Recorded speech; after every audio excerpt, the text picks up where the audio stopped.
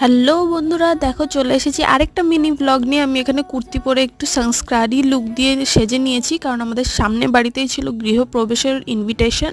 আমরা সেখানেই যাবো। আর দেখো এখানে আজকে আমাদের সাথে কে যাচ্ছে, ইনিও চলেছেন আজকে আমাদের পিছু পিছু। আর এখানে হাসাহাসি হচ্ছিল, কারণ মা ব্যাগটাকে দিদির হাতে ধরিয়ে দিয়ে ওকে নিয়ে নিল। আর এই দেখো ঠিক আমাদের বাড়ির সামনেই এই বড় সাদা বাড়িটাতেই ছিল আমাদের ইনভিটেশন। এখানে আমরা তারপরে দেখা করে নিয়ে ডাইরেক্ট চলে গেলাম খাওয়া দাওয়ার ওখানে, কারণ লাঞ্চ টাইম, আমরা তো খেতেই এসেছি অবভিয়াসলি, তাই না?